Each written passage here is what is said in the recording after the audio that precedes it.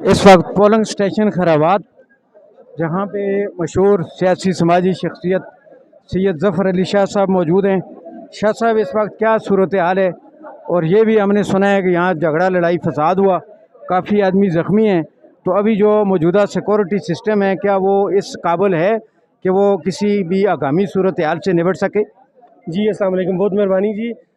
बुखारी साहब, इस तरह है कि जैसे कि हमने पहले भी मीडिया की वसातत से एक कैंपेन चलाई थी कि खैराबाद पोलिंग स्टेशन को साज करार दिया जाए, लेकिन वो इंतज़ामिया ने शायद इस पर कोई वो गौर फिक्र नहीं की।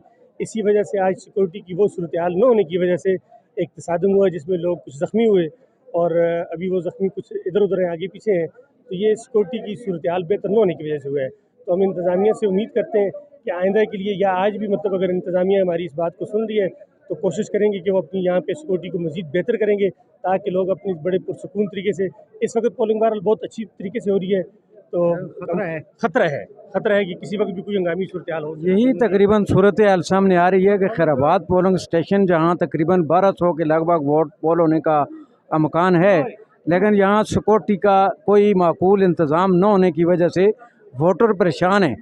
और जाहिर है कि कोई भी बंदा ये नहीं चाहता है कि यहाँ से वो झगड़ा लड़ाई या ज़ख्मी होकर जाए। तो एक ज़राए के मुताबिक काफ़ी हद तक वोटर यहाँ से वापस भी खौफ के मारे जा चुके हैं। बहुत शुक्रिया। जी, बहुत